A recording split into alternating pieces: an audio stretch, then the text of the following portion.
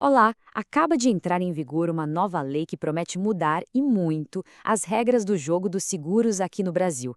É o chamado Marco Legal dos Seguros. Vamos entender juntos quais são os pontos principais dessa mudança e, claro, o que ela significa na prática para quem contrata uma pólice. Sabe aquela sensação de pegar um contrato de seguro para ler e se sentir um pouco perdido? É normal. São tantas cláusulas, tantos termos técnicos, aquelas letrinhas miúdas que a confusão é quase certa. Isso criava um cenário de muita incerteza e, vamos ser sinceros, muitas vezes um desequilíbrio na relação entre seguradora e cliente.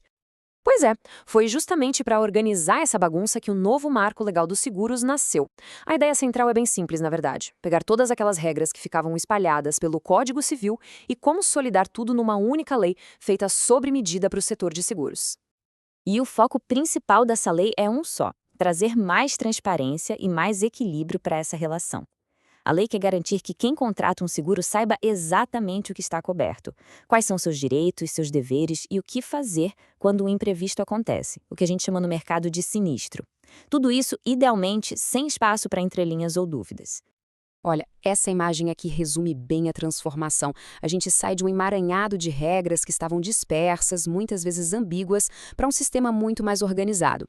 Agora, o Brasil tem uma legislação específica, com 134 artigos dedicados só para os seguros. Isso traz, sem dúvida, muito mais segurança jurídica para todo mundo envolvido.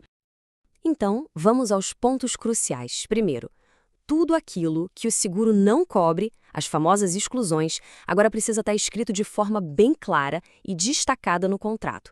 Nada de esconder informação.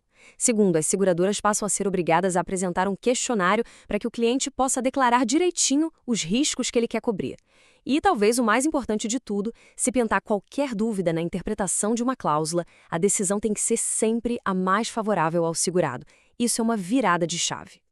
E como bem destaca o especialista Ernesto Tsirunik, a lei coloca o foco onde ele sempre deveria ter estado: no interesse de quem busca a proteção. O centro do contrato passa a ser a garantia desse interesse, seja do próprio segurado ou de um beneficiário que ele indicou. Agora, vamos avançar para um ponto super prático que afeta o dia a dia: os prazos. A nova lei bota um ponto final na indefinição e estabelece tempos de resposta que são claros e obrigatórios para as seguradoras. Isso muda completamente a dinâmica da coisa. Ok, vamos lá. A partir do momento em que a seguradora recebe uma proposta de seguro, ela tem, no máximo, 25 dias para se manifestar, ou seja, para aceitar ou recusar. E o detalhe é, se a empresa ficar em silêncio durante esse período, a proposta é considerada automaticamente aceita. Acabou aquela espera infinita sem resposta. E quando acontece um sinistro, como fica?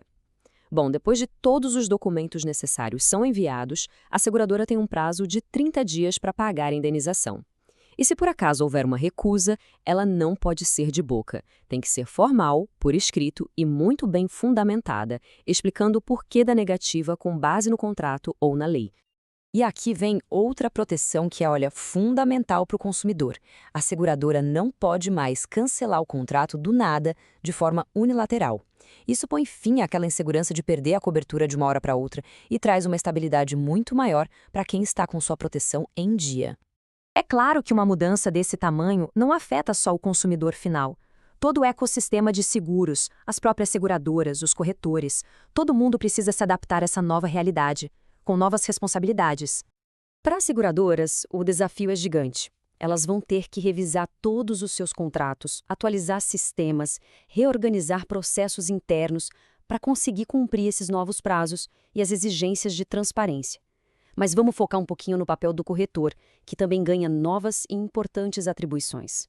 O papel do corretor de seguros fica ainda mais importante com essa lei. Fica muito claro o dever dele de prestar informações completas e transparentes, além da obrigação de entregar toda a documentação para o cliente em até 5 dias úteis. Isso valoriza demais o trabalho de consultoria qualificada desse profissional, né? E é exatamente isso que o Boris Baer, que é presidente do Sindicato dos Corretores de São Paulo, aponta. O corretor vai precisar ter um domínio ainda maior sobre os produtos que ele oferece. A clareza que a lei exige fortalece a atuação técnica desse profissional, que se torna o principal guia do cliente nesse novo cenário. Ufa!